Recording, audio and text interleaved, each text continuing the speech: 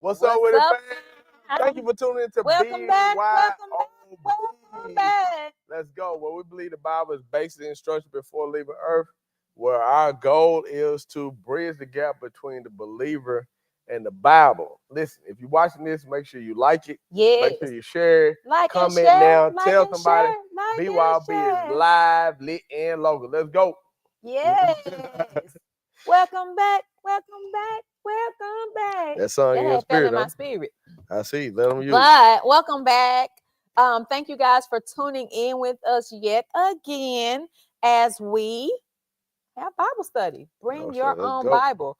What version do you guys read? What version are you studying? Drop that in the chat. Y'all already know I like NLT. That's the New Living Translation. It makes it helps me to visualize and understand. Drop your version in the chat. Yeah, I'm old school. Definitely King James. He wants these and thous and shouts and beseeches.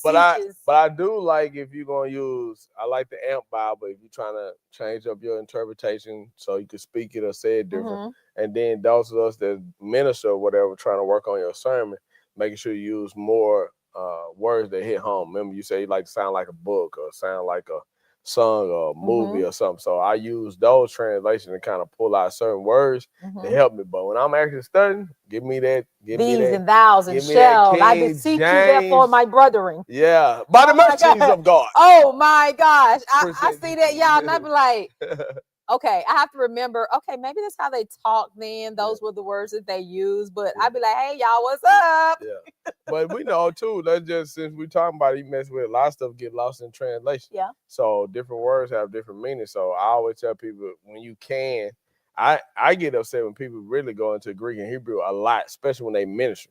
But we don't have time like that. They be wanting to sound deep, you know? It's good. Give me a couple, break them down. But when it's the whole thing, I got to pull out a, come on now, give us time. So I think that's good. And I think using different, and then I love the one that you like, the one you got where it read to you. Oh, you got the different bar, different voices. Now it is King James, but the voices are so, it's like you recognize them and it just creates a movie. And when someone else is reading it, they know when to pause. They know when to put emphasis. They know what the tone should be. So you understand it. God, Simba Daddy. Come on, man. Come on, prop. Good stuff. Good stuff. We haven't chased a squirrel long enough. I like 3 minutes of chasing this squirrel, I think. Open it up. But drop in the chat your favorite version that you like.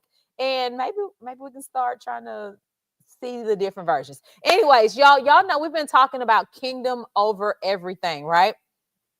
We want to get back to a place where we are kingdom focused. And I think that for too long we have been personality driven.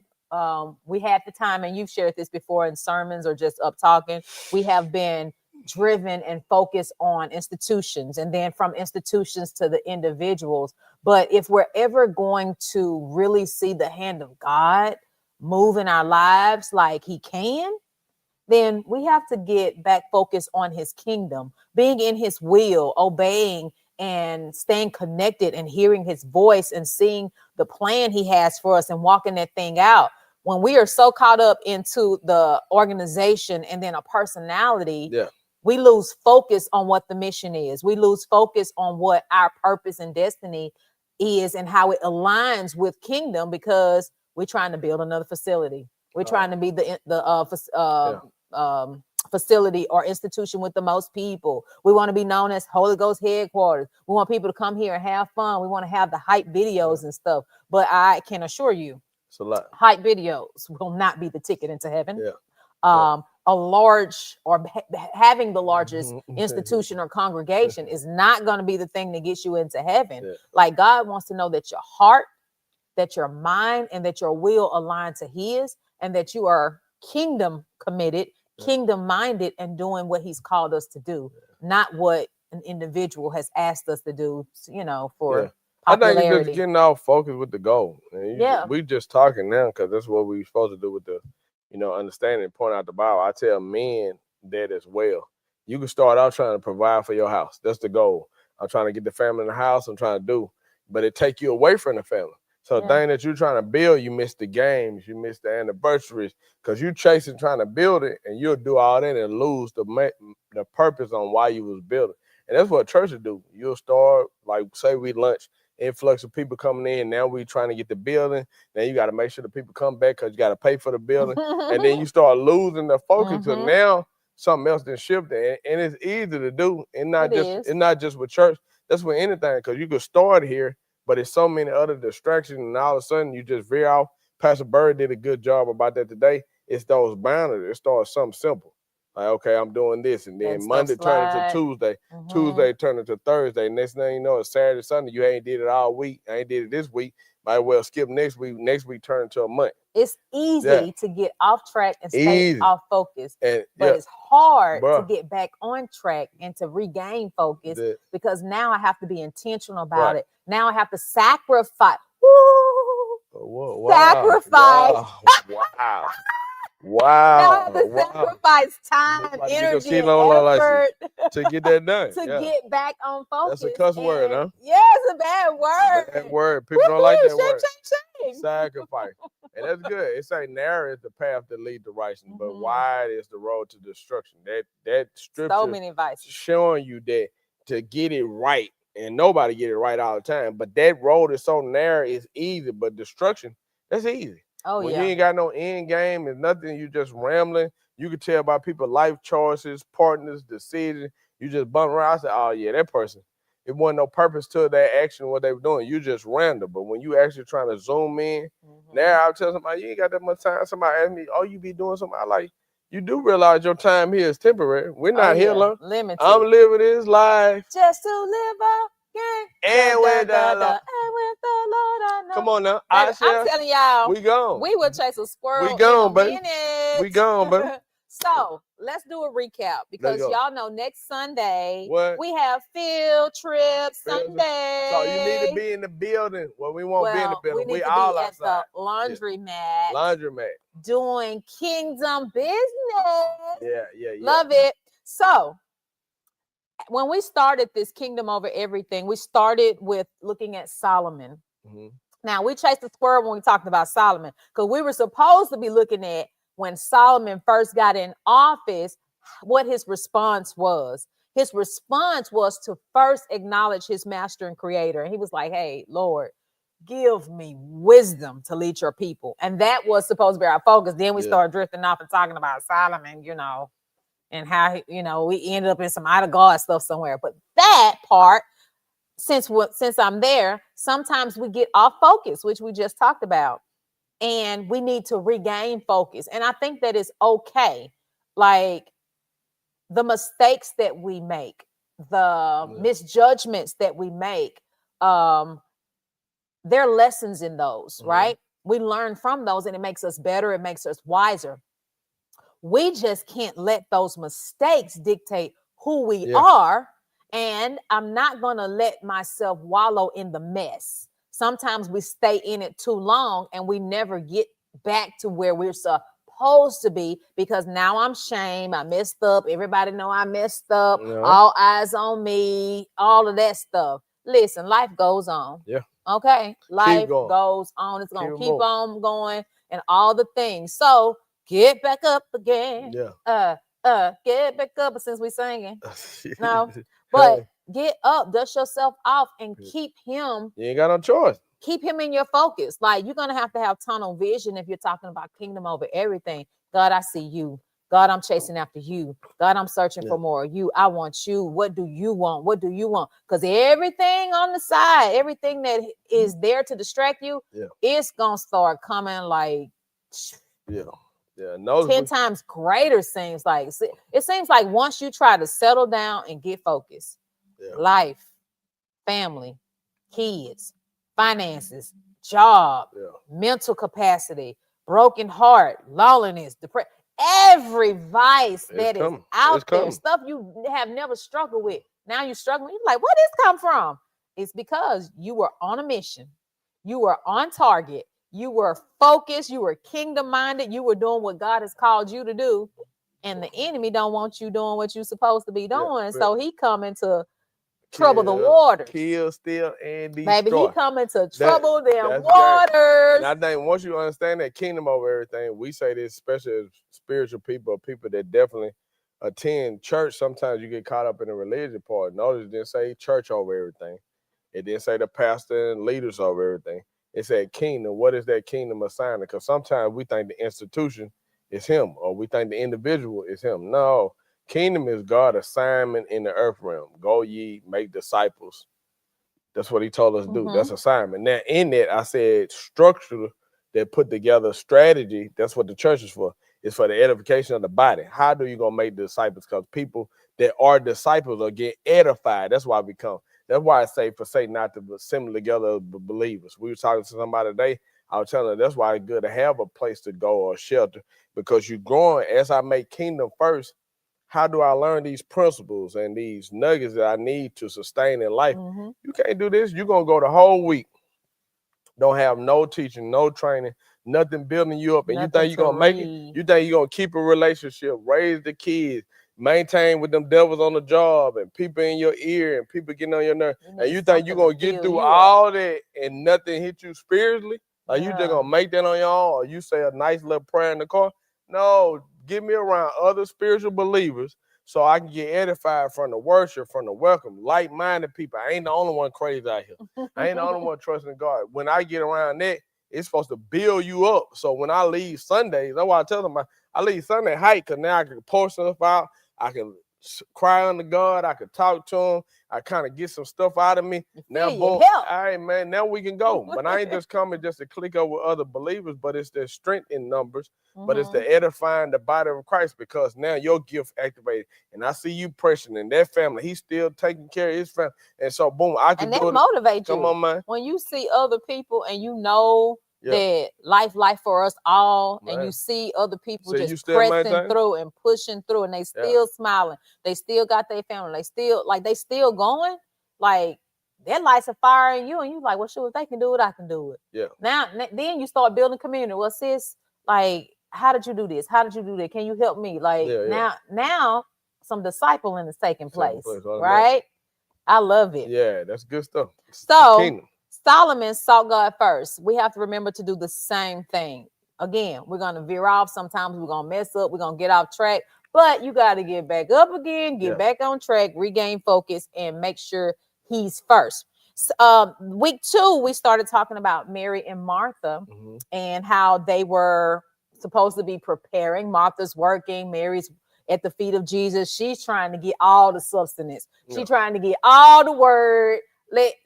Talk to me, Jesus. I think Mary was just like, Mary was like tunnel vision. I see Jesus. I want this word. I'm about to get this word. If nothing else matters. Go fix Martha was like, we got to make it right for him. Let's do this, set this up, clean that up, cook that, do that.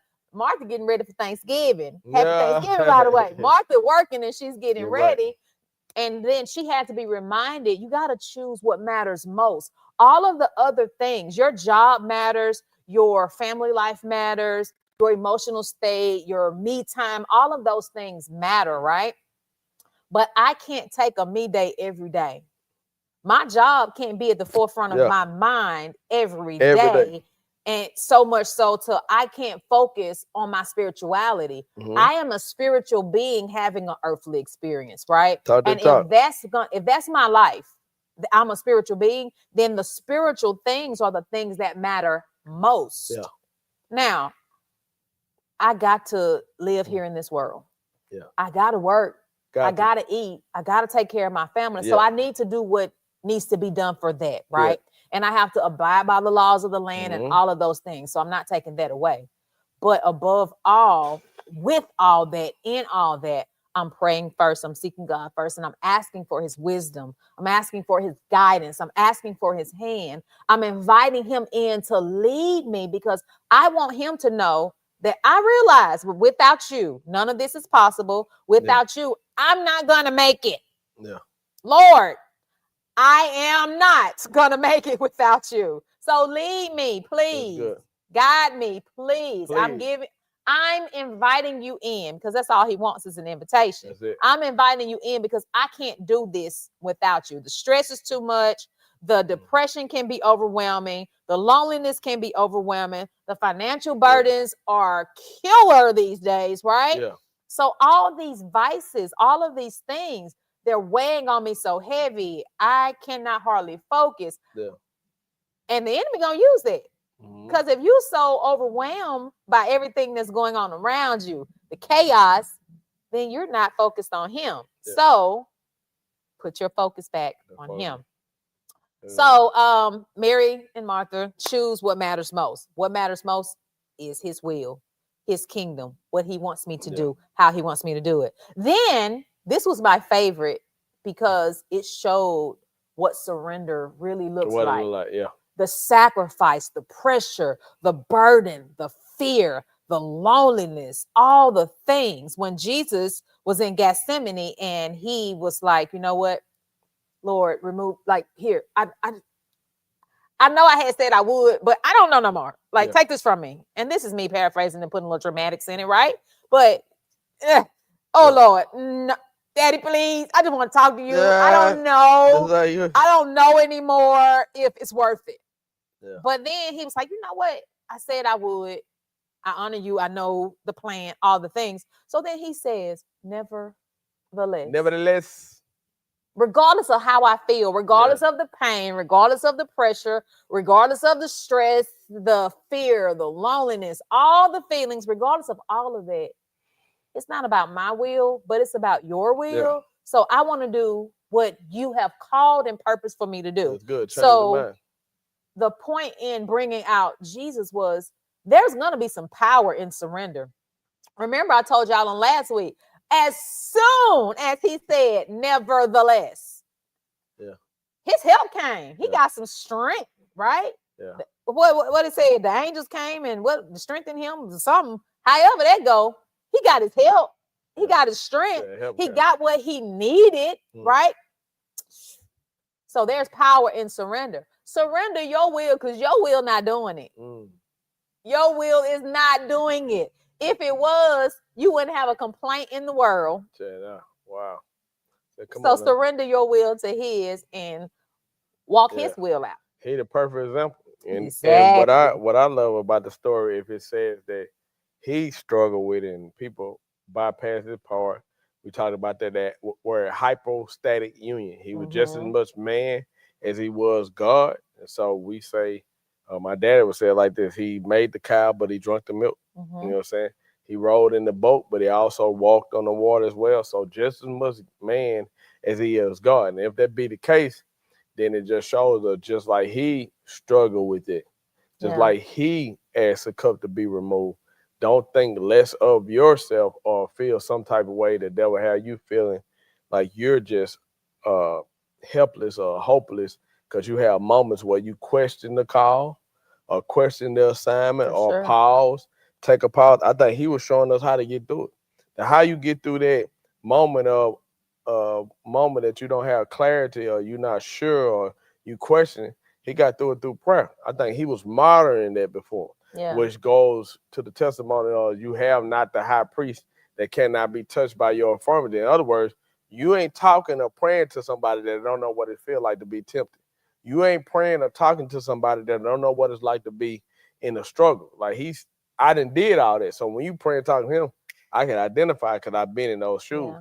And I think that's what he modeled in front of. Like, man, anytime you got a question about something, anytime you do want a cup to pass, it's okay to get on that knee bone station. It's okay to talk about it. It's okay to bring that to him. It's okay to tell him that, hey, this hard for me right now. This marriage hard right now. Raising these kids hard right now. Dealing with this in me. I know, God, this is what you call it.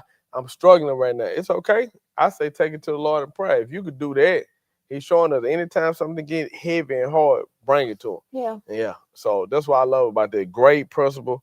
Great thing to look at because you ain't got to say it's Peter, James, John. No, it was Jesus. And if he did it, I ain't Jesus. So if he had a moment, surely I deserve a couple of moments. Yeah. And then I want to let you know that when you are doing kingdom living, it's going to require obedience for one, but obedience is gonna cost you, right? Every time. As soon as you make up your mind, I was gonna say, for God I live, for God I die. That too. You go get your head. As soon as you make up your mind that I'm walking in my destiny, I'm gonna walk in my purpose. Yeah. That it is gonna be kingdom over everything. I'm going to obey the will of God. You're gonna find out it's gonna start costing you because some people not gonna understand it. It's gonna cost you a little bit. They're not gonna want to be your friend no more. Then they're gonna be like, oh, she just different. Yeah. She acting funny, she acting brand new, all of that stuff. So now you may deal with alienation and feeling lonely. But I can't call out everything, right? Yeah. But just know that when we're walking in obedience, it's going to cost us. Yeah. What it costs us, I can't speak on that for everybody. I don't know what that looks like for everybody, but be aware and be ready, yeah. Right? Be aware and be ready. So that was week 1, 2, and 3. Solomon, Mary, Martha, Jesus, right? But this week, and y'all know in our church service, we had been in a series about Joshua, just the whole book of Joshua. What? So we are gonna close out with Joshua. This week, we're talking about that kingdom commitment. When you commit to something, sometimes life happens. Life happens. Like you just get caught up in your day-to-day, and then you be like, dang, I was supposed to be doing this. Now, why I was doing that? You forget your reason. You forget what you were supposed to be doing. And because you're off focus for that moment. Yeah. But Joshua reminds us that we need to reflect on the things that got us to where we are. We need to reflect on the thing and the purpose that we were supposed to be walking in so that we can keep that kingdom commitment. So let's talk about Joshua a little bit. Joshua in chapter 14, he charged the people. Joshua, what you said the man's name was? Shechem. Nah, that's the city. The place. City, okay. Shechem. So Shechem is like in Israel, huh? No, it's a place in Israel. It's a place in the promised land of Canaan. Okay. All right. All of that is the same area. Just say that. But it's the place where Abraham built the altar, right? Come on. All right. The place where Joshua, he first heard God was Abraham. All right. Joshua is reminding the people of this. He's recounting or reminding them of God's faithfulness. And he actually is confronting Israel's inconsistencies. Now, I know I don't have to come tell all of these God-fearing, God-knowing people about the power of God. I know I don't have to. The God that brought us out of captivity placed us into the land that was promised that we did not earn. Yeah. We ain't do nothing for it. We didn't pay for it. We didn't give no gold. We didn't offer up no sacrifice for it. He just promised it, right? I know I don't have to remind y'all why we serve him, why we should serve him. But he found himself addressing their inconsistencies, right? I can only imagine, and I know you always say it was our people. The griping, the complaining, the mumbling, just like I can only imagine. You're dealing with the people who had gotten used to a certain way of life. Yeah. And the thought of freedom was liberating. Yeah. Now that you are in your freedom, you don't know what to do with yourself because you're so used to being told what to do, how to do it, when to do it, where to do it. You're so used to being told what to do that you never had to listen to the voice of God, because if I don't do what this man say, they're going to beat me. Yeah. If I don't do what these people say, they might kill me and my family. So you didn't have to hear for yourself. You didn't have to do anything, right? You were bound, you were in captivity, but you saw the hand of God. Right. You obviously saw the hand of God, but it's like when you got out. Yeah. And it's like us in real life. Yeah, like when we in some mess, it's like we be seeking God. We be, Jesus. So I can imagine these people praying and stuff, but we seeking God. We want his hand. Work it out, Lord. Move by your power, Lord. And then when we're in a good space, or a safe space, a space where we can experience the freedom, the benefits. We actually have the benefit of what we prayed for. we don't know what to do with it. Yeah. We forget the power of God. We forget to call on his name. We forget to acknowledge him. We forget to worship and all of that. So this is what Joshua was kind of struggling with at the time. So it got to the point where Joshua like, listen here, people. Y'all gonna choose today. Choose who you gonna serve. Are you gonna serve him or you not? Because honestly, I got time for that. Yeah, he pointed out. And I think we always juxtapose, when you look at the children of Israel, we say God people, our people, because we say a lot of times you can see when you juxtapose both cultures, our culture now, the predecessors, they would be disappointed in our generation. Oh, for sure. Like I think people that knew and marched for education, and now you got a generation that rather entertainment than education. You could go to school, but you don't. But then you have people getting fire hosed, mistreated, beat to go to school. So that whole thing, just a generation. That's what Joshua dealing with. It's difficult when you're dealing with a generation that has the benefit that the other ones had the burden for. So one generation carried the burden so you can get the benefit. And then that's what's difficult because the generation that get the benefit, they don't understand the burden that it costs to get the benefit. So then they mishandle the benefit, then the recycle Pete all over, which is the standard that they say. That's why they say the first generation, they struggle, they have it hard, they make it.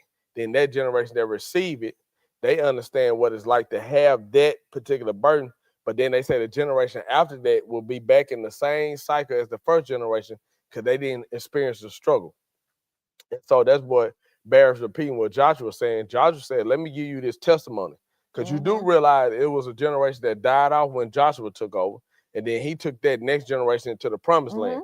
But then it's a generation that's been birthed in the promised land that didn't experience what Joshua was talking about. I came in the land with milk and honey. What you mean? I was already here. So I don't even know you can go without milk and honey. So it ain't milk and honey out there? I'm so used to milk and honey, I think this is it. This how it always been, but it ain't always been like that. And that's what Joshua was saying. He's thinking to that generation because remember, Joshua is getting ready to make his exit. And so this is almost like his final appeal. Man, some of y'all didn't tap back into the gods of your ancestors that we saw in the desert when they made that idol god. Y'all done made some people idols. But then he come and say, some of y'all done hooked up with the people in the land. You forgot the one that got you in the land. So then he check them on it and say, hey, don't get it twisted. Somebody got you here. But just in case you don't know, I'm going to speak for my house. And when he's speaking for his house, he's saying, I know what I'm going to choose, but I'm going to speak for the generation that's behind me. I'm saying my whole DNA, we're going to serve the Lord. They know they ain't got no choice. And if they're going to be in my house, that's a choice. And that's what you got to have, leaders and people that's willing to step up that say kingdom over everything. I'm speaking this. This is it. This the way, this the path, and this the way of life for my house. And that's when he took that stand 10 toes deep on where he know God told him, and for me and my house, we're going to serve the Lord. And that service, that act, that willingness to do it, that sacrifice that it costs to serve, because serving ain't easy. God said, regardless of that, and regardless of what it look like, I'm going to serve him in spite of. And I think that's where we at. In 2025, everything that's going on in our culture, everything that's going on in our country, you can see the transition. Like I said, predecessors definitely be mad at our generation because we have literally consumed entertainment and our education and anything for edification. Like everything for us is just entertainment. We on a loop from our music to what we watch on TV to what we pursuing. And now they done messed up and tied funding to entertainment now. So now people really ignorant because at one time you just being entertained. Now they didn't create a whole lifestyle. Well, you have somebody successful and they'll get somebody that's ignorant to speak on politics. That person a dummy. Well, what you think about they don't know what you talking about. They just there because they did something stupid on social media or they said something entertainment or they know how to get behind a beat or they got a voice and they show you that the culture didn't flip. And I say this and I won't go too hard on this because it ain't fair, right? But I say we the owner culture that they do that. You talk to entertainers about their future. Hey, LeBron James, what you think about what's going on with the election? What? You don't hear that about any other. You don't see no baseball player being interviewed. You don't see none other culture, no soccer, and none of that speaking on the behalf of our culture. But our culture have moving it. And I feel like that's what Josh was saying. Hey, y'all done lost y'all way. Yeah. You look at that Dr. Martin Luther King. I'm finna make his name up. Minister Malcolm X. Who was those voices back then? That wasn't even politicians. That was the ministers that was speaking on behalf, intelligent and saying what the community was. And somewhere we went from that to, you got Sexy Red leading the generation. Oh, bless his name. Yeah. I don't. But I'm just saying, you got somebody that's funding it and pushing it up. I know. So when you understand it, it's up to the Joshuas to stand up and say, "Nah, as for me and my house, that's what we have. Like we got a young man, we raise. Hey man, you understand the culture? It's okay. Dress code, enjoy life, understand it. But look at the bigger picture. You need to put God first. So all this is good, but let your mom and dad show you this the way." Yeah. So, and I think because we're talking about the kingdom commitment this week, and how you have to reflect. Like, and I've shared with you guys before how on a daily I do a self-analysis. I do a reflection of what I did, what I said, what I could have done better. Yeah. And hopefully next time, if I didn't do good this time, hopefully next time. You'll do better. And when we were talking earlier, I was saying that reflection reveals your fruit. Mm-hmm. It allows me to see, okay, well, maybe you weren't so nice when you said that or when you did that, or maybe you was on one today, so maybe you need to walk in a little humbleness or whatever I'm dealing with. I get a chance to reflect on that myself, and I'm bringing that up to say that as kingdom-minded people, we have to reflect on what we're doing. We have to reflect on how we're doing it. We have to reflect on the kingdom commitment that we made. Yeah. We have to reflect on the purpose, the destiny, and the plan so that we can walk it out, do our kingdom business. Something that I like that Joshua did in chapter 24, he didn't come at them and start giving orders right away. Yeah. Because we try to think strategy, we try to think logic. Okay, we're here now. I need this group to go over here and do this. I need that group to go over there and do that. I need y'all to do this. But now it makes me think about Mary and Martha. You have to choose what matters most. And in chapter 24, Joshua chose what mattered most, which is something we have to do. He needed to recount their entire journey. How did we get here?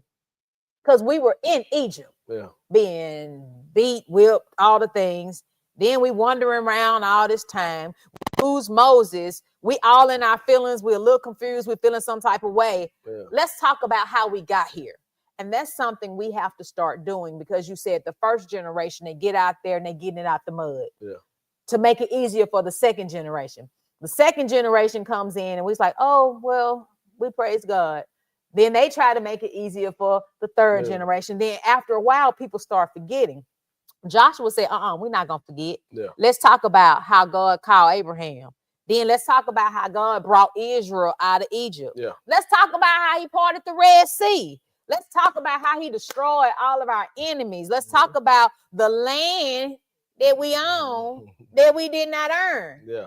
How did we get here? Let's talk about all of this stuff. So he's making them remember the power of God. He's making them remember the call that they have. Y'all are chosen people. He's making them remember before he starts saying, okay, go set up over here. Go do this over there. Go do that. Now, we're not finna get busy and work. We're finna remember the power of God. Because once we remember the power, then we'll remember now get in his presence. Yeah. We'll remember, let's commune with him. Let's talk to him. Let's understand the destiny he has laid out for us so that we can remain committed to our kingdom assignment. Yeah. And I think it's powerful because he says, what we were talking about earlier when I said that remembrance part is so important, because he tells us that we're communion. As often as you do this, do this. He said, do it in remembrance of me. Don't just do it. When you do it, though, I want you to reflect back. So he's showing us the power in reflection and remembering, because once you tap into that, in that, and I understand that scripture too, because it said we're overcome by the words of our testimony. What is a testimony? A testimony is something that was a test that you overcame, that became a testimony, and now he's saying use that as a trophy.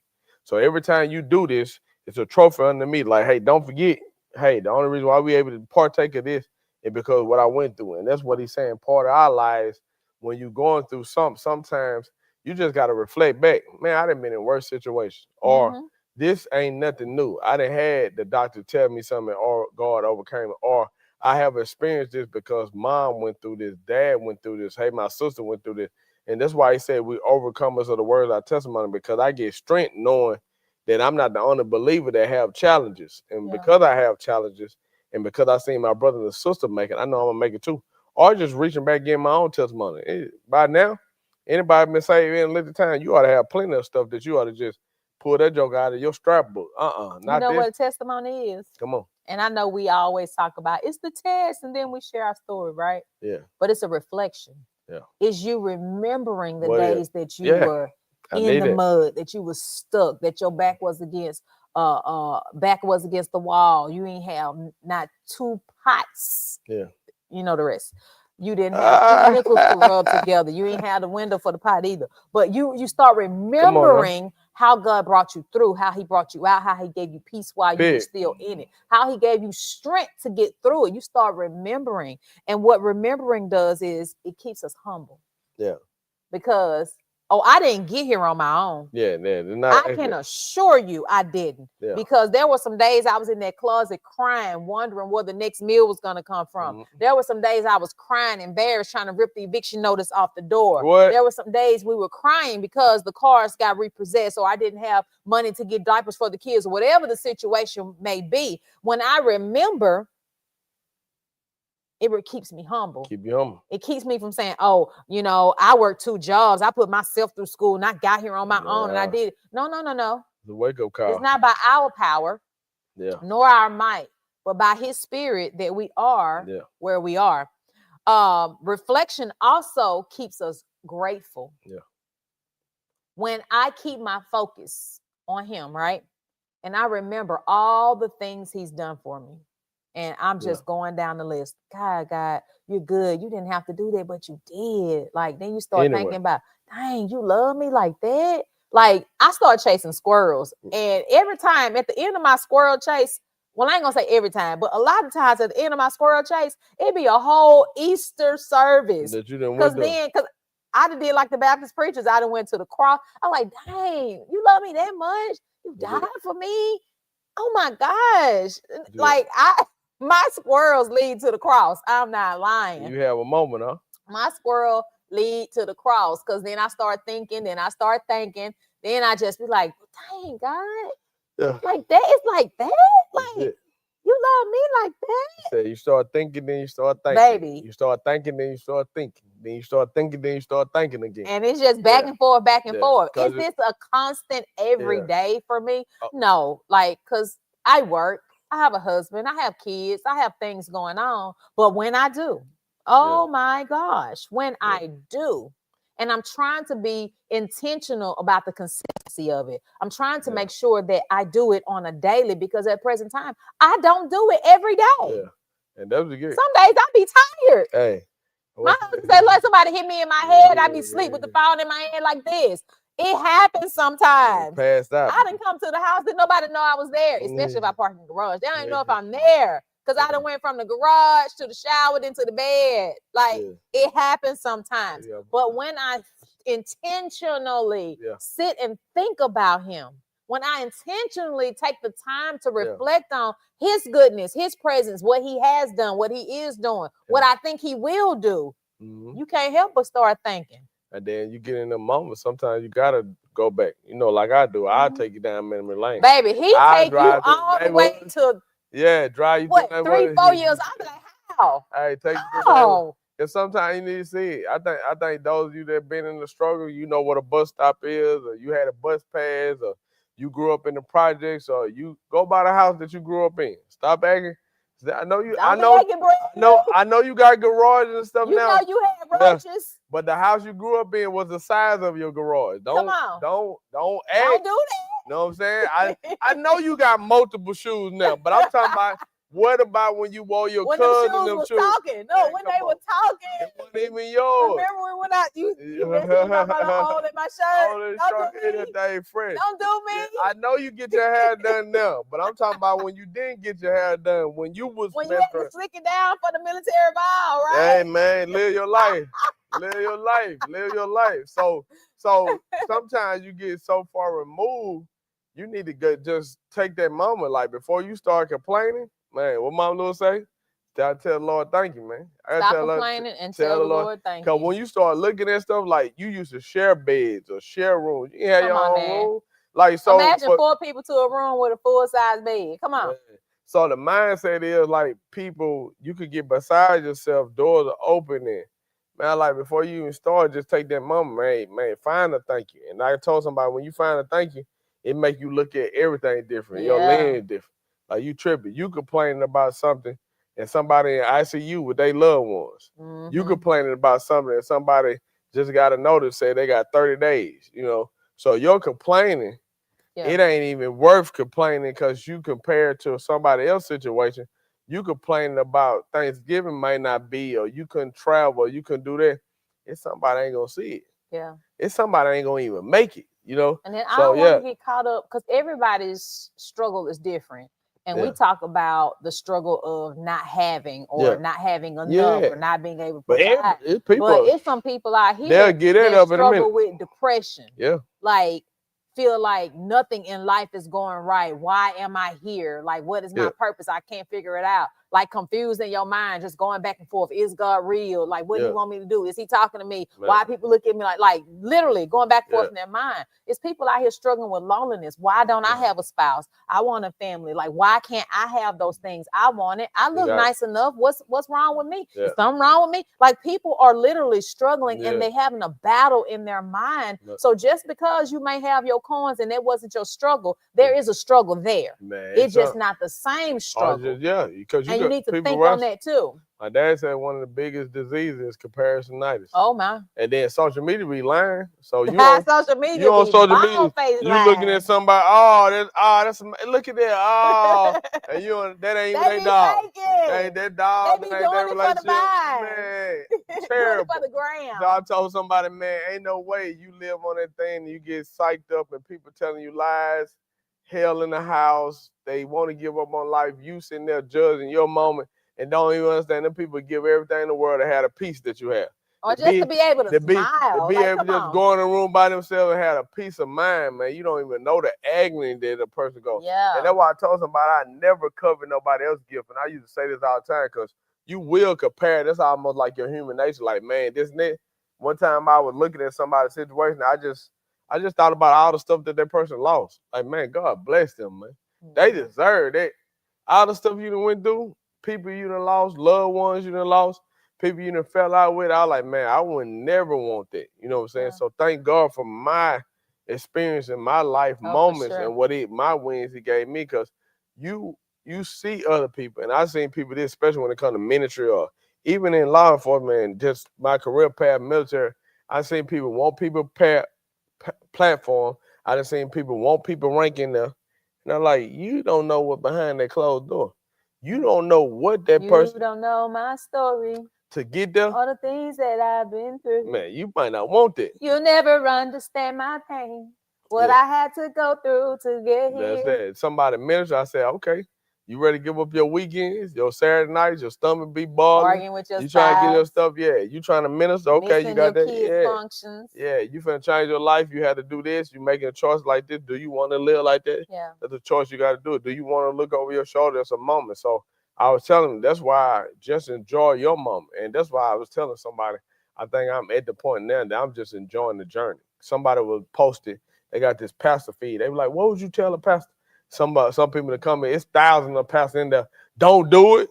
Get out of it. And I'm laughing because I know the struggle, because what they speaking from experience, because people don't show up and people not faithful, people not like that. And what it is, you're projected off people. But you got to realize that purpose. Like, I really came to the conclusion, and I thank God for the people that show up and the people that support, people that watch online now.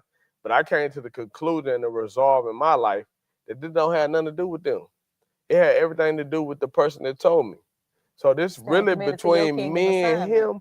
Yeah. Let's go. And if you let yourself, like we talked about that path, if you get distracted, if I get distracted by people come, people go, people show up, don't show up, you'll lose purpose on who told you. Because you'll get all bombarded with everything that go into people. Nah, man, this is my assignment to him. I got to honor him in it. And I told him that. My goal is to make sure that he pleased with it, not just people, because you can please people. That's why he said, in that day, you're going to stand before me. You cast out demons in my name. You saw him praising my name. How you don't know me and I've been doing all that? Meaning you could work for me and not have a relationship with me. So he's saying you can have religion and lose me with relationship. I don't want it. Man, give me the relationship, keep the religion. So that's where I'm at. And it's like in that, in every part of life, like figuring it out, learning that. And that's why I say I thank God for the age and stage and the grace that I'm in now in this space, man, I just want to enjoy the journey, the ups and downs, the nonsense, the crazy stuff, like just the whole moment. It's just taking it all in process. Like, man, I thank God for the space I'm in. Not that it's perfect, not that everything together, but it's just moments, because I can look back now, and I think you brought it up. I can look back at the repossession and laugh now. I can look back at those eviction notices that came month after month. I think about 6 to 8 months in a row, the more hit the door. Now getting those eviction notices, let me look at me clearly, come closer. let me Will Smith you. Now when you getting it, it ain't no Jesus joy or no journey when I'm talking about now. But I'm saying, looking back now, the testimony, that's what made me laugh now, because you done been through it. And what good is a trophy or testimony and you ain't never been through a test? Yeah. That mean nothing. But when you done been through something, you can look over your life, like an old person would say. When I look over my life. Man, come on now. Come on. When you at that point, I could understand it now. Like, okay. Oh, that he was gonna hard. Let that go, Easy Nate. That was hard. I can understand it now. Yeah, that's it. But I think they say, I understand it now. Yeah, but I said I can understand it. Okay. Yeah, that's what I said. Yeah, that's what I said. Say what you say. You trying to tell me what they said? I'm trying to tell you what I just said. To keep you forever young, baby. Oh man, I like my grace. I like that. Look at that. I like that smooth. We were talking about reflection, right? And I said that reflection keeps you humble. It keeps you grateful. Yeah. There are a couple more things I wanted to say about reflection, because reflection makes us aware of our growth and our weaknesses. So like I was saying, when I have my self-analysis, I know what areas I need to grow in. I know what areas I'm weak in. I know what areas I have progressed in. I was like, okay, I did better on that this time, because I remember when. And those areas where I'm weak, I be like, dang, I'm down bad for that one. I could have said that a different way. I could have did this. I could have, but I didn't, and I know it. So it reflecting back on and it's not just our actions, y'all. When we are reflecting, we're reflecting back on our purpose, destiny, call, the plan of God for us, the commitment that we made to the kingdom, our kingdom alignment. We're reflecting back on all of these things. And as I'm saying it, I know that it may sound like it's a lot, but you just said, you was like, like, what did I do? And sometimes this is how I go. Like, what did I do to bring glory to him today? Because when I'm in my prayer time, I was like, okay, Lord, use me to draw someone closer to you today. It's something I say or do, right? So when I am reflecting, I'm like, okay, what did I do to bring him glory today? Yeah. Dang. Well, I know when I had the attitude, I know that didn't quite do it. I had snapped on her, so I could have did better there. Dang, man, I messed up again. So I'm reflecting on what I didn't do, how I did. Because at the end of the day, one of my kingdom goals is to bring glory to him. Yeah. And in what I did I bring glory to him, right? When we are reflecting, it reveals what God has planted on the inside of us, so we know what we still need to work on. Yeah. So I know what I need to work on. I got this thing now. People offend me. Oh, I'm cutting it. I'm done with that. But I can't just cut it without addressing it. Like I'm literally this year learning how to address issues in a professional manner while still trying to be a spiritual person without letting the attitude and all that stuff get in there. Because my mind be telling me, they got attitude. I can have one too. Yeah. They not speaking, I ain't got to speak either. We acting like that, I can act like that too. But that don't bring glory to God. Yeah. That's not me showing the fruit of the spirit, right? Yeah. It's not, it's just me and my flesh. Yeah. And every day we have to make a conscious decision, and we have to be very intentional about this, of killing our flesh. Yeah. Okay, what does that look like? Not today. I'm not going to entertain foolishness today. I'm going to speak positivity today. Even if I'm faking it till I make it, I'm going to smile regardless today. Yeah. When somebody say something to me, I'm going to say, oh, bless his name. Yeah. You may not know what that means. I may not either. But oh, bless his name. And eventually that's going to ring in your head. What she mean by oh, bless his name? You might hear it in church. Then you be like, oh, bless his name. Like it's going to do something. But I'm going to be intentional about what I'm doing, because I want my actions to align with my kingdom goals, my kingdom commitment, my kingdom focus. That's good. And I told my clap back because people think like you said, I get loud and then my personality sometimes it'll come off wrong. Yeah. And people think I'm about to fight, even at work, because I got my tuck on that. But I told them, I used to tell people, man, I ain't finna do nothing violent. I might look the angry black guy, whatever, you might get out of that. But one thing they don't know about me that I do with me and my executive assistant, bro, I'm going straight to the power agreement book, the union book on you. I'm going to hit you per policy. Page 1, chapter 2 said equal employment or unfair work or hostile work environment. I'm hitting you with straight policy. He's my union rep. Look, just FYI. but this is what people don't know. They think I'm no. I'm gonna hit you with the same policy and procedures that have been put together, and this is why I'm backdoor. And I said this to say this as a believer, it ought to be the same thing in your life. Instead of me just putting my mouth on the situation, making it worse, I'm gonna put the word back on it. What is our policies and procedures? Those 66 books that say I'm the head and not the tail, I'm the lender and not the borrower, I'm the healed and not the sick. So if that's what the words say, anytime something that's contrary to what this book say, I'm gonna put the policy on it. You know why people get mad and stuff? And I told people at work, you know why you upset and mad? Because you don't know the rules. You don't know the policy and procedure. So that's why that person can lie to you, take your time, take your promotion, do whatever they want to, and skip over you, and you could be here 10 years and people do.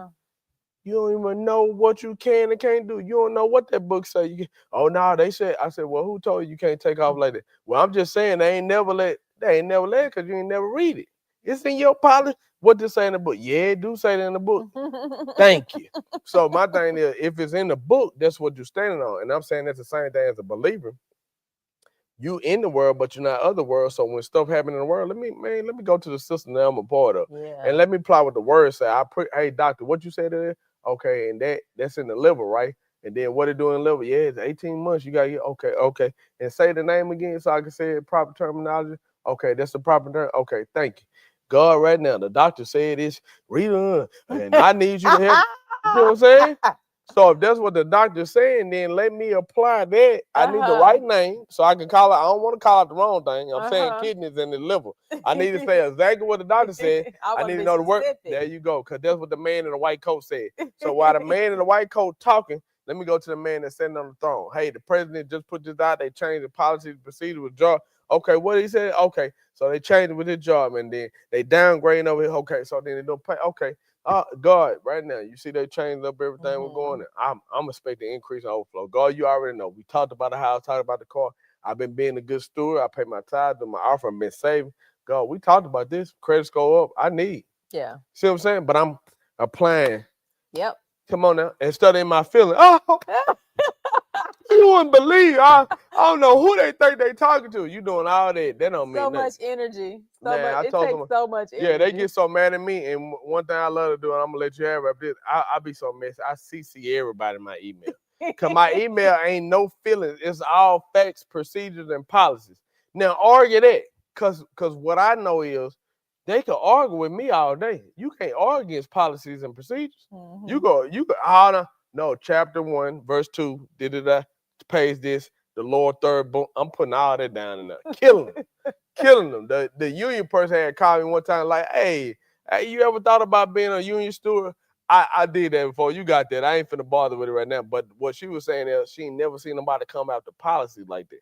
Because knowing people just in their feelings, I just don't think it right, and I need somebody to help me. That's what they used to. You ain't use nobody citing what the thing say. Mm-hmm. I'm citing the offense, but in the offense, I'm citing the solution to the offense. Date, time, stamp that it happened. Then I'm getting witness statements on top of what everything happened. What did you did there with the word? Every time the enemy say something, Mike, I'm going to call my prayer partner.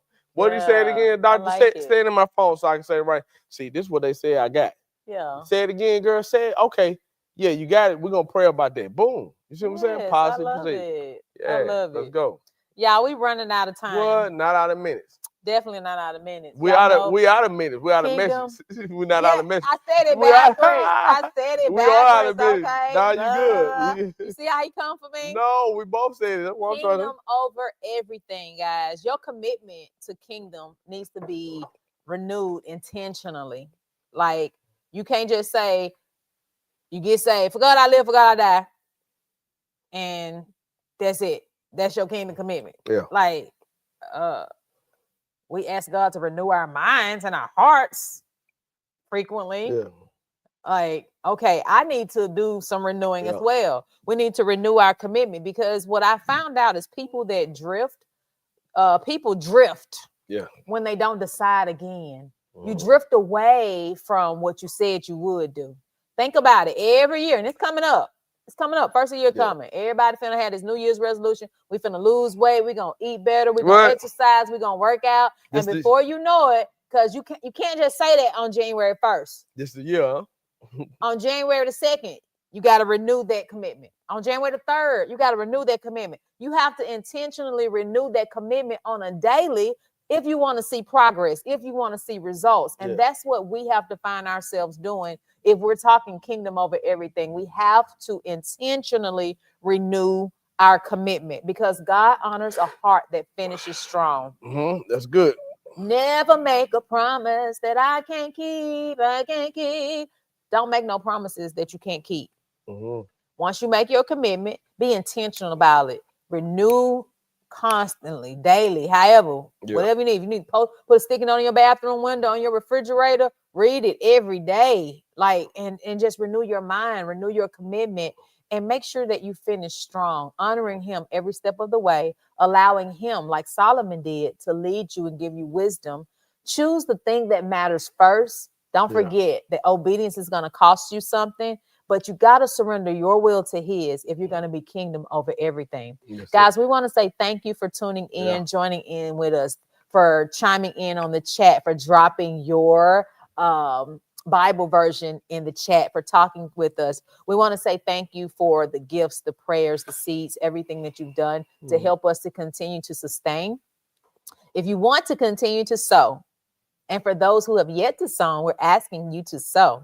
You can do so by way of Cash App, ICANN 365. It stands for Impact Community Action Network. 365 days out of the year, because we're trying to make an impact 365 days out of the year. You can also give by way of Givelify. You will see Impact Church DFW. You'll see a picture of myself and my husband. You can go ahead, tap on that, and you can give a donation that way as well. Next Sunday is Field Trip Sunday.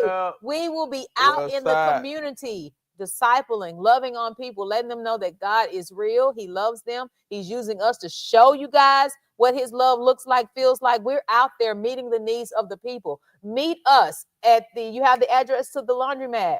Go ahead. It is on Main Street in downtown Mansfield, Texas. Meet us there. You can't miss it. We are in the community working the principles of God. We are in the community pulling people closer to God by way of meeting a need. 405 South Main Street. 405 South Main Street. Meet us there next Sunday, 9 o'clock.